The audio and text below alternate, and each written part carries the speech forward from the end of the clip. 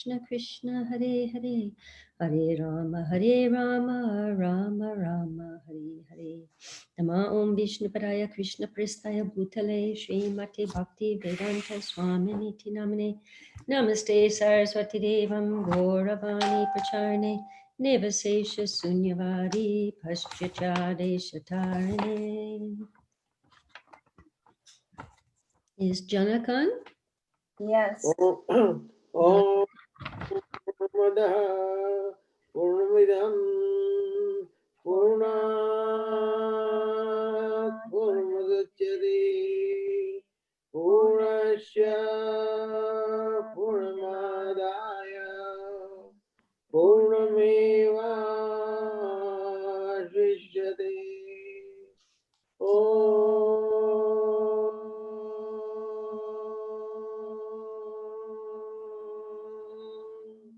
Shanti, Shanti, Shanti.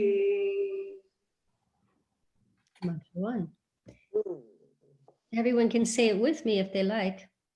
Avasyam idam sarvam yat kinchin jagatyam jaget tena tatvena bunjita madhrida Swedhanam Purvane vaha karmani Jiva chatam sama Evam tvainanyate tosti Na karma lipyate nare Asurya nama te loka Andena tamasa brita Tamste pretya bigajanti Yeke chatmahano janaha Anijarikam manaso jabyo Naina deva apnuvam purvam arshat Tadhavitonyan acheti tishtat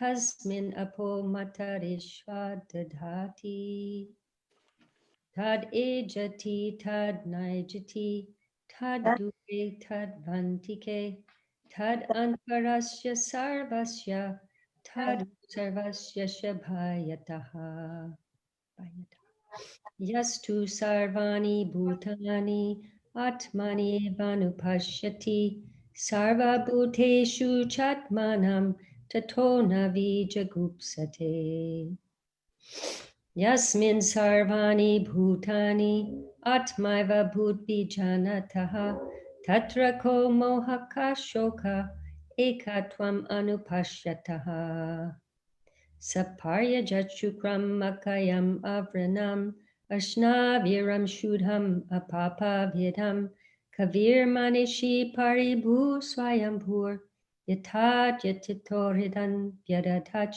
Chasvatibhya samabhyaha Andham tama pravishanti Ye vidyam upasate Tato bhuya eva te tamo Yau vidyayam rataha Anyad eva hur vidyaya Anyad ahura vidyaya Iti shushumadhiranam Yenas tad vicha chakshire Vidyam cha yas Tad vedo bhayam saha Avidyayam ritum tirtva Vidyayam ritam ashnute Andham tama pravishanti Ye sambhutim upasate Tato bhuya eva te tamo Yau sambhutyam rataha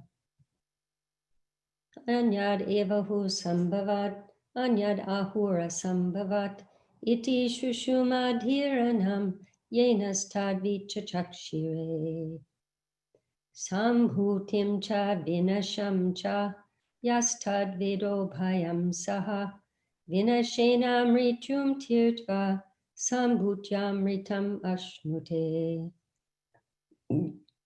Hiranmayena patrena Satyasya pihitam mukam Tatvam pushana parinu Satya dharmaya drishtaye Pushane karshayama surya prajapatya Vyuharasmin samuha Tejo yate rupam kalyanatamam tate pashami yosavaso purusha soham asmi. Vayuranilam amritam atedam bhasmantam shariram. Om krito smara kritam smara krito smara kritam smara. Agnenaya supataraya yasman vishvani deva vayunani vidvan yayori asmajtu harana meno bhuyishtam te nama uktim videma. Om purnam madaha purnamidam purnat purnamudachyate purnasya purnamadaya purnam eva vashishyate. So we're in mantra 12 this week.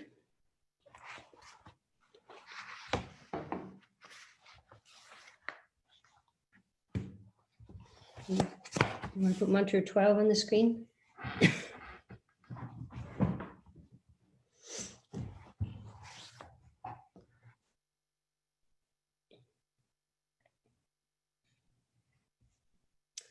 Andham tamaha pravishanti Annam tamaha pravishanti ye sambhutim upasate ye sambhutim upasate tito bhuyaiva te tamo tato bhuyate tamo ya usambhutyam rataha ya sambhutyam rataha andham tamaha pravishanti Annam tamaha pravishanti ya ye sambhutim upasate ye sambhutyam upasate tato bhuyaiva te tamo tato bhuyate tamo ya usambhutyam rataha ya sambhutyam rataha andham tama pravishanti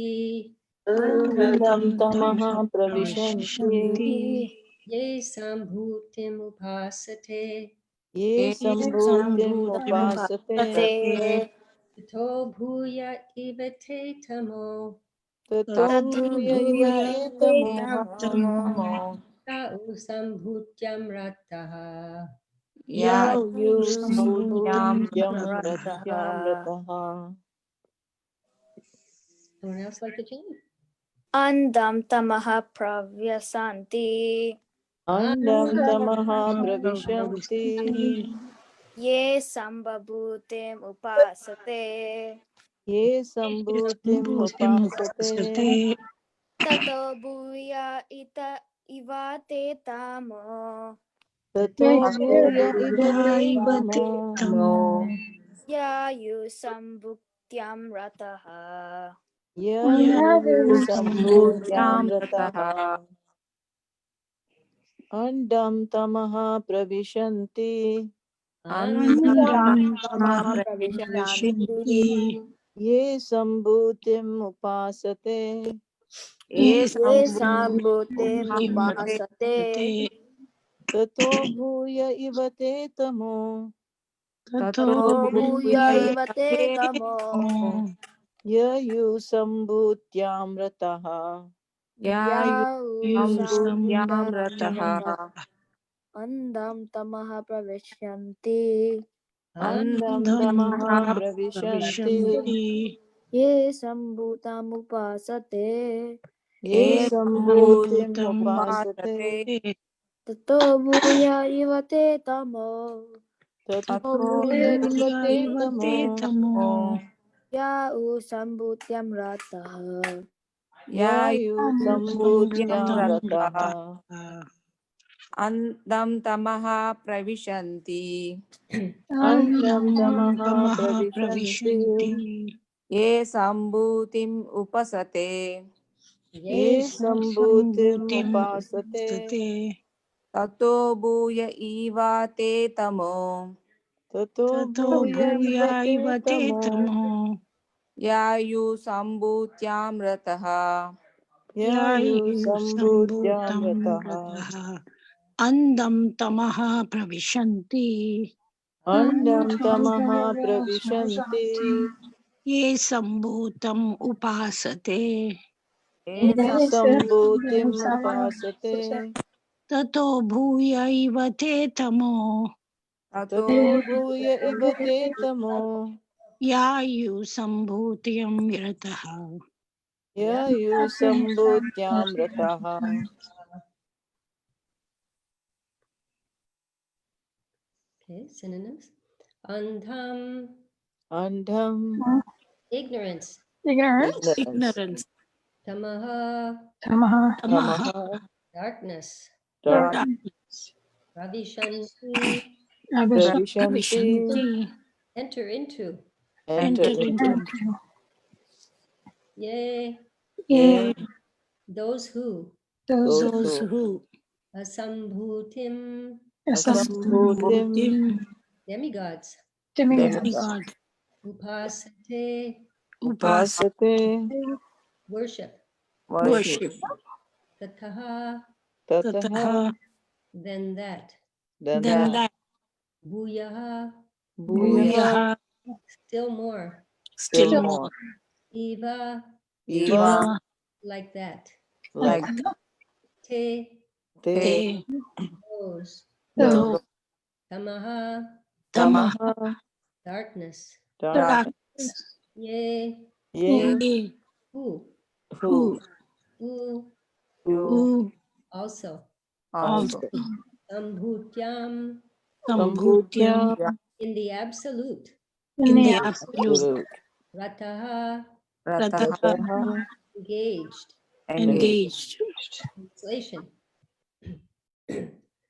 Those who are engaged in the worship of demigods enter into the darkest region of ignorance, and still more so do the worshippers of the impersonal absolute. Purport. His Divine Grace, Srila Prabhupada. Chai. The Sanskrit word sambhuti refers to those who have no independent existence.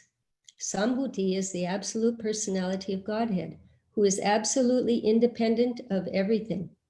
In the Bhagavad Gita 10:2, the absolute personality of Godhead, Sri Krishna states, Name vidu suragana prabhavam na maharshayaha ahamadirhi devanam maharshinim cha sarvashaha. Neither the hosts of demigods nor the great sages know my origin or opulences, for in every respect I am the source of the demigods and sages. Thus, Krishna is the origin of the powers delegated to demigods, great sages, and mystics. Although they are endowed with great powers, these powers are limited, and thus it is very difficult for them to know how Krishna himself appears by his own internal potency in the form of a man. Someone else like to read? Many philosophers and great rishis try to distinguish the absolute from the relative by their tiny brain power. This can only help them reach the negative conception of the absolute without realizing any positive trace of the absolute. Definition of the absolute by negation is not complete. Such negative definitions lead one to create a concept of one's own. Thus one imagines that the absolute must be formless and without qualities. Such negative qualities are simply the reversals of relative material qualities and are therefore also relative. By conceiving the absolute in this way, one can at the utmost reach the impersonal effulgence of God, known as Brahman, but one cannot make further progress to Bhagavan, the personality of Godhead. Anyone else wants to read? Such mental theoretical speculators do not know that the absolute personality of the Godhead is Krishna, that the impersonal Brahman is a glaring effulgence of his transcendental body, or that the Paramatma, the super soul, is his all-pervading plenary representation.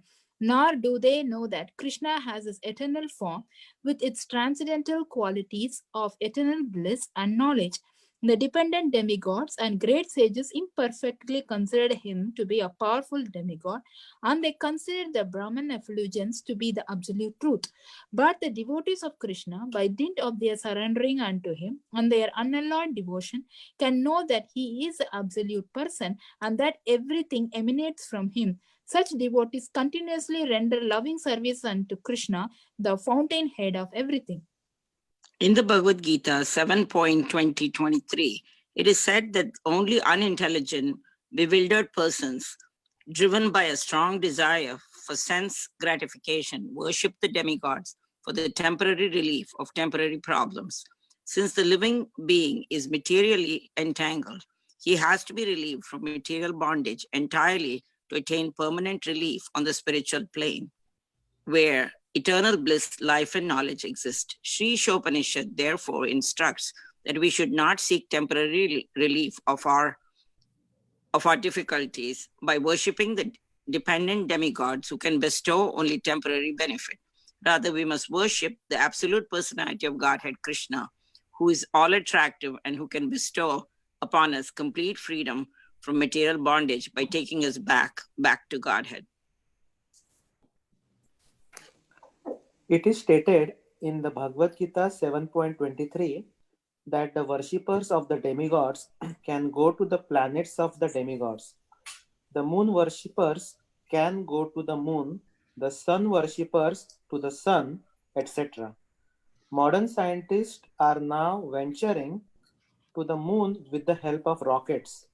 But this is not really a new attempt. With their advanced consciousness, human beings are naturally inclined to travel in outer space and to reach other planets, either by spaceships, mystic powers, or demigod worship. In the Vedic scriptures, it is said that one can reach other planets by any one of these three ways. But the most common way is by worshipping the demigod presiding over a particular planet. In this way, one can reach the moon planet, the sun planet, and even Brahma Loka, the topmost planet in this universe. However, all planets in the material universe are temporary residences. The only permanent planets are the Vaikuntha Lokas. These are found in the spiritual sky where the personality of Godhead himself predominates. As Lord Krishna states in Bhagavad Gita 8.16, Abrahma Bhuvana Lokaha Punar Avartino Arjuna Mam Upetya tu Kaunteya Punar Janmana Vidyate. From the highest planet in the material world down to the lowest, all are the places of misery wherein repeated birth and death take place. But one who attains my abode, O son of Kunti, never takes birth again. Sri Isopnisad points out that one who worships the demigods and attains to their material planets still remain in the darkest region of the universe. The whole universe is covered by the gigantic material elements. It is just like a coconut covered by a shell and half filled with water. Since it is covering airtight, the darkness within is dense, and therefore the sun and the moon are required for illumination. Outside the universe is the vast and unlimited Brahma Jyotir expansion, which is filled with Vaikuntha Lokas. The biggest and highest planet in the Brahma Jyotir is Krishna Loka, or Goloka Davan, where the Supreme Personality of Godhead, Sri Krishna himself, resides. Lord Sri Krishna never leaves Krishna Loka. Although he dwells there with his eternal associates, he is omnipresent throughout the complete material and spiritual cosmic manifestation. This fact has already been explained in the Mantra 4. The Lord is present everywhere, just like the sun, yet he is situated in one place, just as the sun is situated in its own undividing orbit.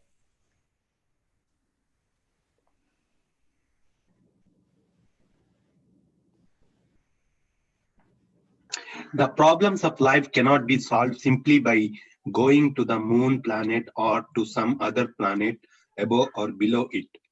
Therefore, Sri Isopnisad advises us not to bother with any destination within this dark material universe, but to try to get out of it and reach the effulgent kingdom of God.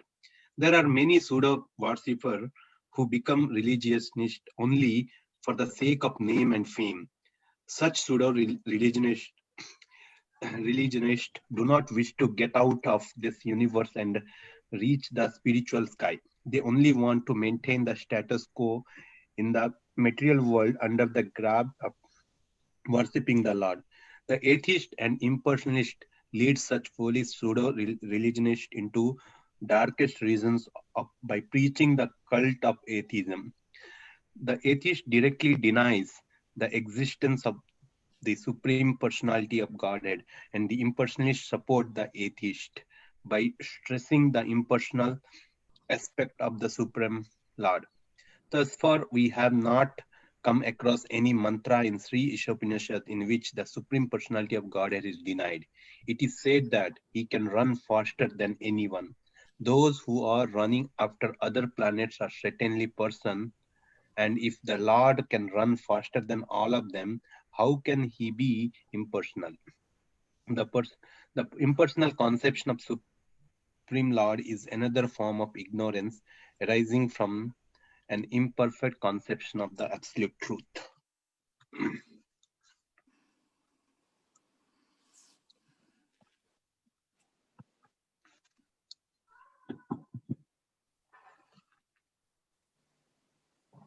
Anyone would like to read? Okay.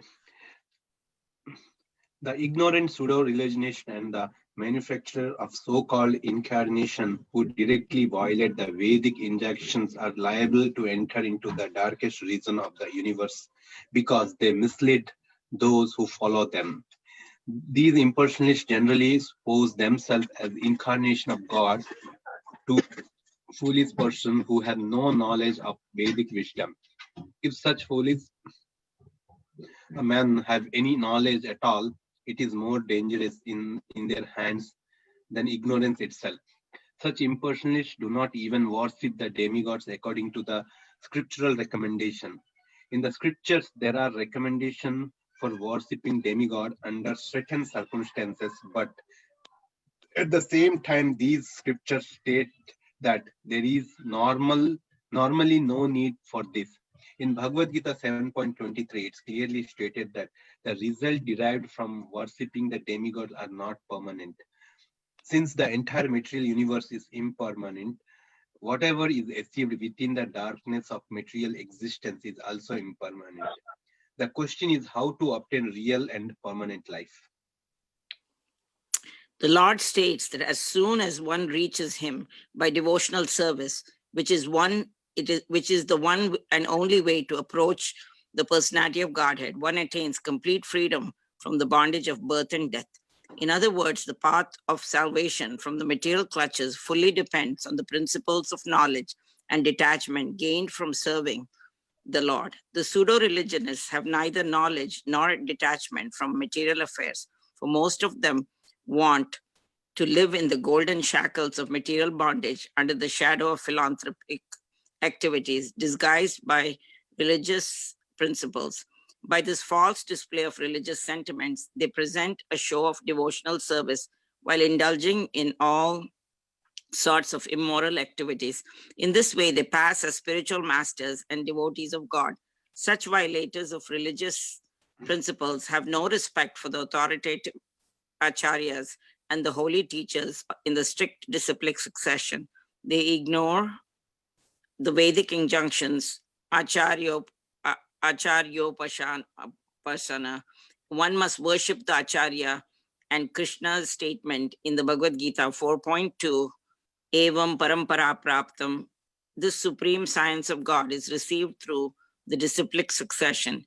Instead of mislead the people in general, they themselves become the so-called acharya, but they do not even follow the principles of the acharyas. I think, yeah.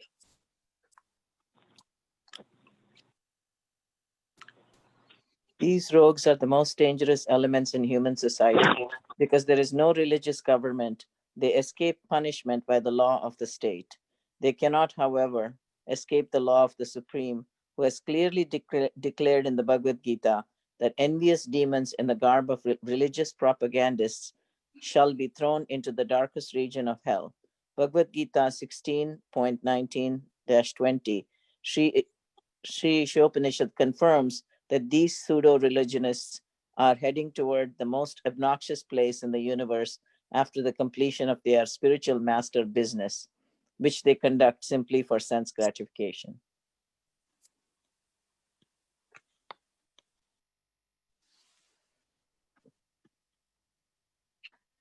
Sorry, my sound was off. Andham tama pravishanti ye sambhutim upasate tato bhuyeva te tamo yau sambhucham rataha. Those who are engaged in the worship of demigods enter into the darkest region of ignorance, and still more so do the worshippers of the impersonal absolute. That was quite a purport, huh? So does this mantra sound familiar to anyone? This mantra, number 12, 13, and 14, these three mantras are like mantra 9, 10, and 11.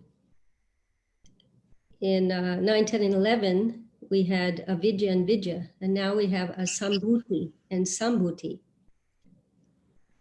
Whether we're cultivating so-called knowledge or worshiping that which is not supreme, anything that's aimed at something other than the devotional service of the Supreme Lord results in continuing one's existence within this material world and is therefore considered nescience, ignorance, darkness, asambhuti. Riteratam yad pratyeta na pratyeta chatmani tad vidyam atmano mayam yatabaso yatatamaha. This is one of the nutshell verses in the Srimad Bhagavatam. O Brahma, whatever appears to be of any value, if it is without relation to me, has no reality. Know it as my illusory energy, that reflection which appears to be in darkness. The last sentence in the paragraph of mantra 11, it sets the tone for this mantra about dharma, artha, and kama are not meant simply to better one's sense gratification or to further one's stay here in this material world, but are meant for one's gradual elevation and to ultimately attract one to the Supreme Lord and his devotional service. As it also says in the Srimad Bhagavatam, Dharma swanustita pumsam vishvakshena katasuya nopadaya yadi ratim shrama eva hi kevalam. The occupational activities a man performs according to his own position are only so much useless labor if they do not provoke attraction for the message of the personality of Godhead.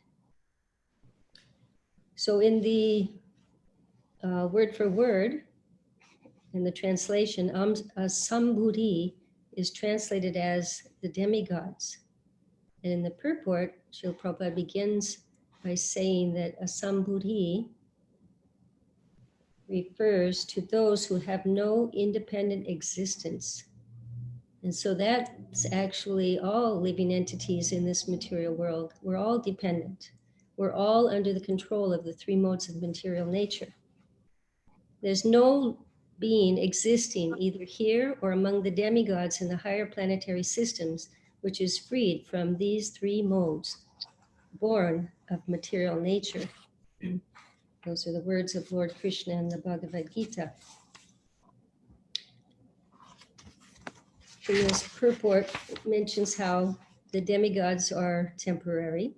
They're generally people worship the demigods to obtain something material, and that is temporary. Therefore, they're considered of smaller intelligence, alpamedasam.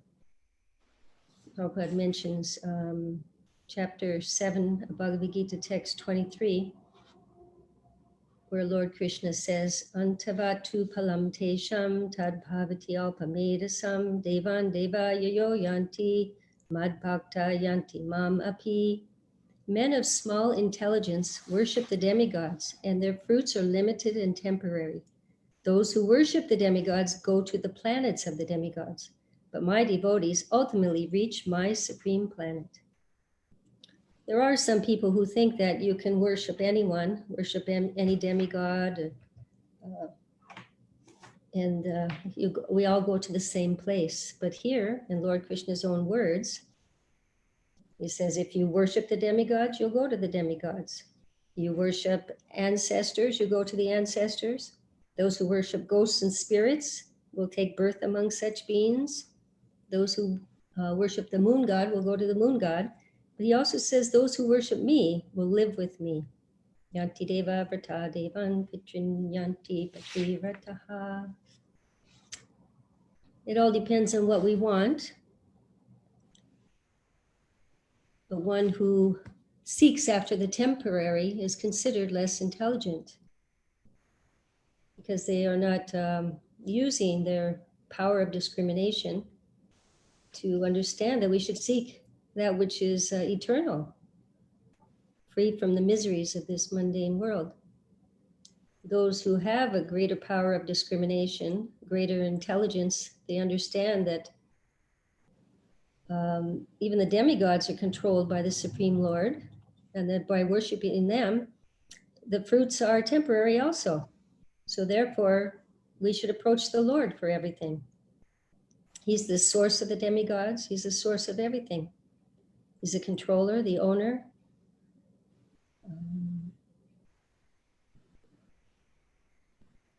It's interesting how Prabhupada mentions in this purport that the Vedas say that there's 3 ways to go to other planets. By spaceships, mystic powers, and by worship of the demigods. And most popular here is they're trying to go as spaceships.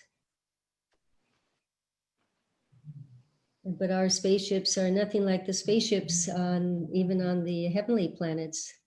Our spaceships are very gross and noisy and very limited. But we read about some of the what do they call Vimanas.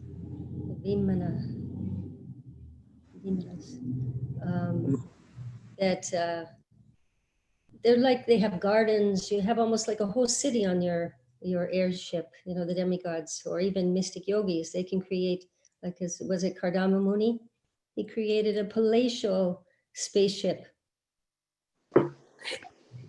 Those with the broader intelligence, they will approach the Lord for all their needs, for all their wants, and ultimately for gaining liberation. Akama, sarvakama, kamova, mokshakama, udardi, tivrena, bhakti-yogena, yajita, purushamparam. A person who has broader intelligence, udardi, whether he be full of all material desires, without material desires, or desiring liberation, he must by all means worship the supreme whole, the personality of Godhead.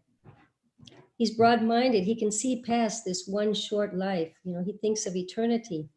Why seek temporary happiness when we can have an everlasting blissful life free from all material suffering with the Supreme Lord and his eternal associates on his eternal planet, where every word is a song, every gate is a dance, water is nectar, the flute is a favorite attendant, every tree is a kalpavriksha tree, transcendental wish-fulfilling tree, all entities are enjoyable and tasty, numberless milk cows emit oceans of milk, and there's eternal existence of transcendental time, who is ever present without past and future, and therefore not subject to the quality of passing away. That is the Triyakanta Kanta Parma Purusha Kalpatarvo in Brahma Samhita, where the Lord on his own planet, he comes under the control of his associates.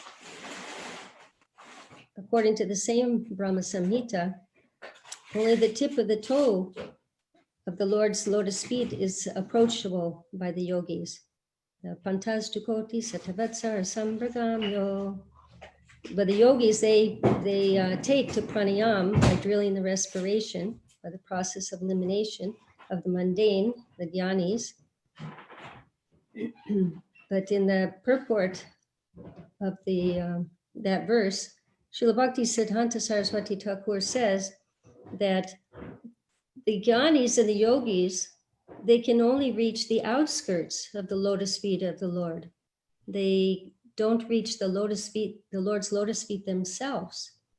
The kaivalya, or the merging into the Brahman, constitutes the line of demarcation between the world of limitation and the transcendental world. So they have no taste. The jnanis and these yogis, they don't have the taste of the variegatedness. They experience simply an absence of material misery. They don't experience the real happiness that that can be had in the spiritual world. So therefore, they often fall back down. Yenye Vravindaksha Vimuktimaninas. Because in Brahman realization, you have realization of the Sat, or the eternal feature. In the Paramatma realization, you have the Sat feature and also the Chit, eternity and knowledge. But it's only in the Bhagavan that we have the Sat Chit Ananda, and in Vigraha, in form. We're all Ananda Mayobhyasat, nature, by nature, we are pleasure seekers. So we'll only be completely satisfied when we take shelter of the all blissful personality of Godhead. It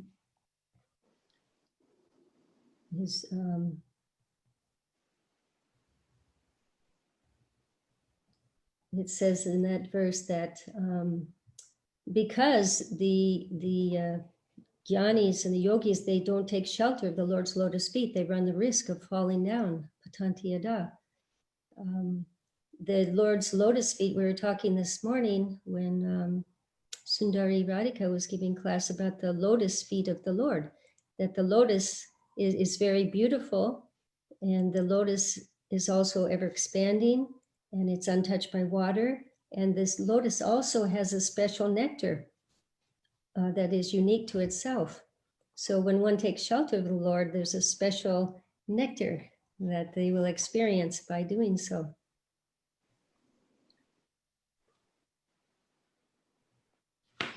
This is a long purport, huh?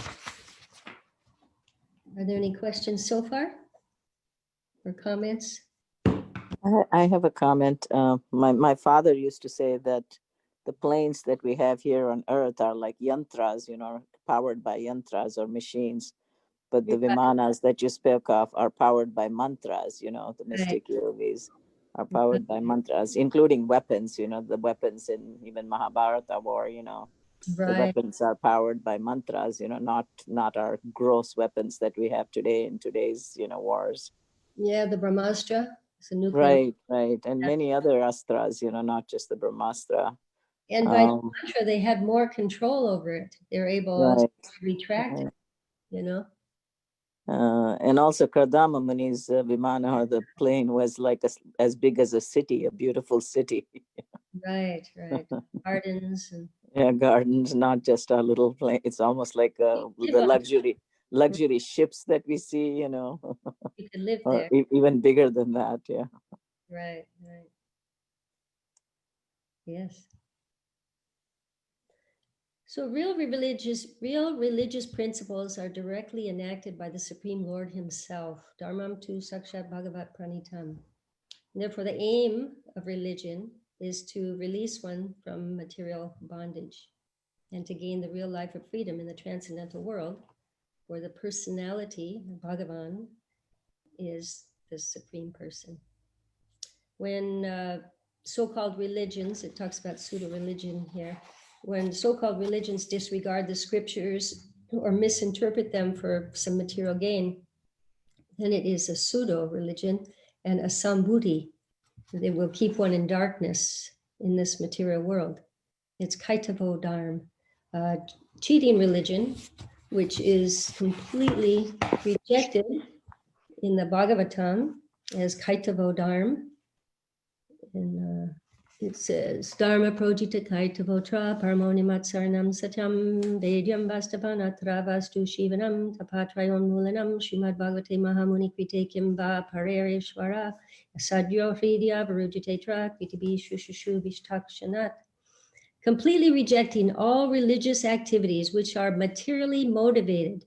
This Bhagavad Purana propounds the highest truth, which is understandable by those devotees who are fully pure in heart. The highest truth is reality distinguished from illusion for the welfare of all. Such truth uproots the threefold miseries. This beautiful Bhagavatam, compiled by the great sage Vyasadeva in his maturity, is sufficient in itself for God realization. What is the need of any other scripture? As soon as one attentively and submissively hears the message of Bhagavatam, by this culture of knowledge, the Supreme Lord is established within his heart. So that's the beginning of the Bhagavatam, by kicking out all materially motivated religion, and then propounds the highest truth. And that's what makes the sambuddhi, or darkness, or ignorance, is when one uses the dharma, artha, and kama, for material gains, which they are meant for elevation and eventually for liberation. Real liberation, which bhakti is actually beyond liberation. There's a chapter in the Nectar of Devotion that talks about how bhakti surpasses all types of liberation. But if one engages in these type of pseudo-religions or impersonalism, which is considered worse, or atheism, then they enter into the darkest regions of ignorance. Hellish existence. And Acharya-upasanam, real religion, is known by following, it's enunciated by the Supreme Lord, but it's known by following the great Mahajans, those who desire their own good and the good of others. Mahajano yena gata sapanta. If we follow in the footsteps of the great Mahajans, then we'll be able to understand this Vedic knowledge and truth. The Acharya, he follows and gives the suitable and bona fide method for crossing this ocean of material existence by accepting the Bodha, the Lord's lotus feet. And if we follow, we can also reach that supreme destination by the grace of the Lord. It's called Acharya, the method by that the Acharyas, there's a verse in the 10th canto where it says, O Lord, who resemble the shining sun, you are always ready to fulfill the desire of your devotee, and therefore you are known as a desire tree, Panchakalpaturu.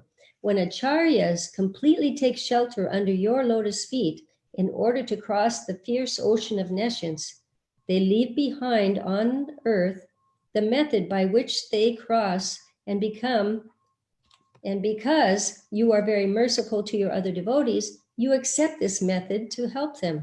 And this method is called Acharya Sampradaya. Narottam Das Thakur, he sings, Tandera Charna Sevi Bhakta Sanevas, Janame Janame Hai E Abhilas. One must worship the lotus feet of the Acharya and live within the society of devotees. Then one's endeavor to cross over nescience will surely be successful. So that is the lotus feet of the spiritual master, the only way by which we can obtain pure devotional service. Acharya Pasanam. One must accept the Acharya, the path that he is given. He has accepted himself, and he has left behind for others to follow to achieve the same result. So we follow in the footsteps of the previous Acharyas.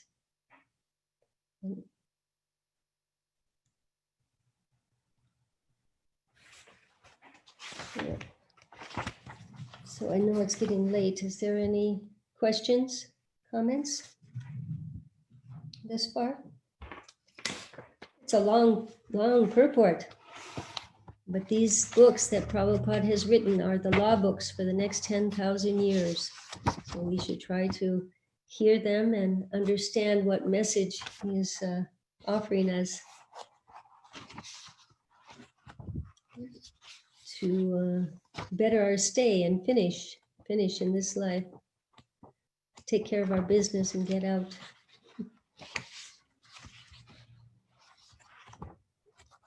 Let's see.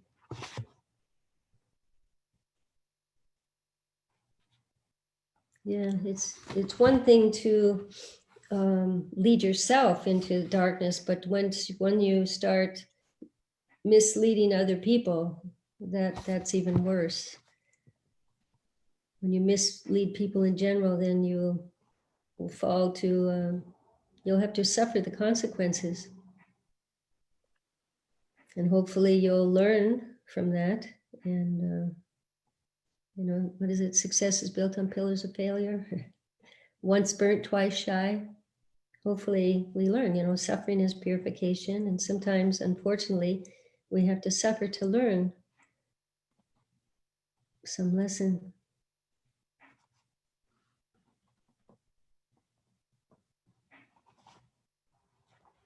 So this is...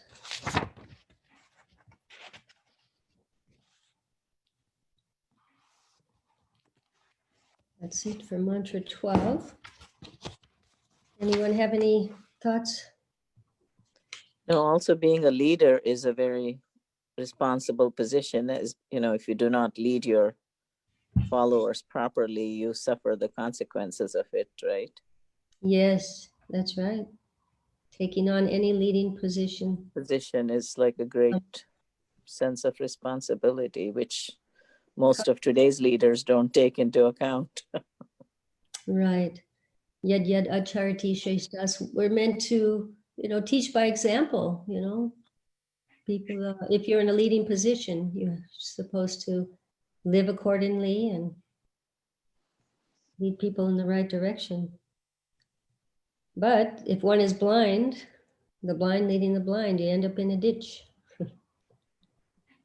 Mother Jiva, I had read somewhere that the king or the leader gets the bad if the praja, you know, if the general populace is doing bad stuff, they get the reaction of that. Like if there was a pious king, they get the merits of their subjects too, but they also get the demerits if their subjects are impious. So by that standards, like today's presidents and prime ministers, do they get the bad karma of their people that they're leading?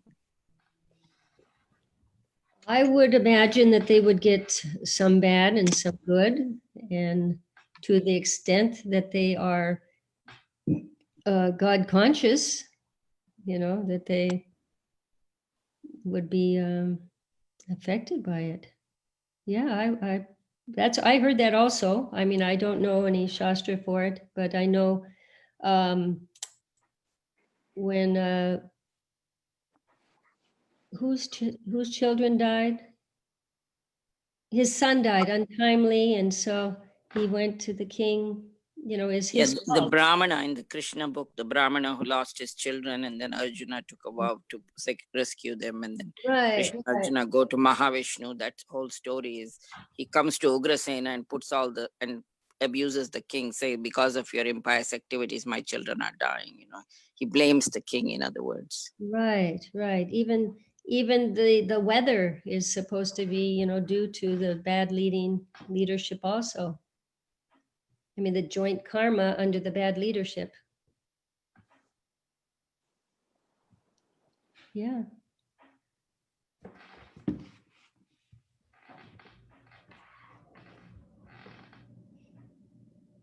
So only those who have taken proper shelter should take proper become a leader.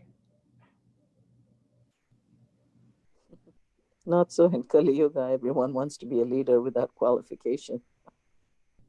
Yeah. Too many chiefs and not enough Indians.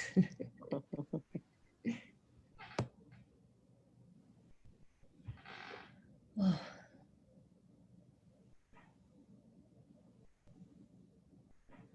Okay, so we can end if there's nothing else. It's a little early. But I was so tired today, I almost gonna back out. Thank you, Jiva, for a nice class. Well, it's Prabhupada's his law books for the next 10,000 years. We have to understand the importance of reading his books and sharing them with others, especially in this Prabhupada Marathon. We have to try to think of ways that we can inspire people to take these books. The spirit of giving, the Bhagavad Gita, that's the theme, spirit of giving.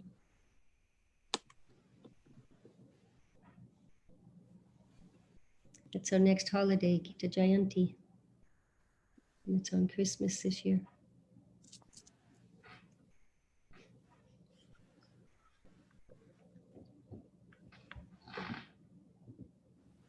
Yeah, some of you who are doing the Bhakti Shastri are going to have to learn some of these mantras.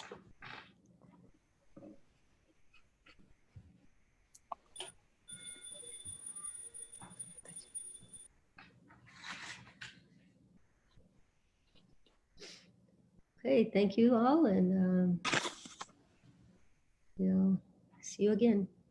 Okay, thank you, Mataji. Hare Krishna. Thank you, Mataji. Hare Krishna. Kalpatarubhyascha kripasindhubhya Gita-nam pavanebhyo Vaishnavebhyo namo namaha. Thank you, Antakoti Mataji. Vaishnavavrinda ki Hare jai. Krishna. Hare Krishna, Mataji. Prabhupada Hare ki jai. Krishna. Hare Krishna. Prabhupada Hare ki Krishna, jai. Mataji. Hare Krishna. Hari Bol. Krishna. Prabhupada. Oh, I don't know. It's like the worst.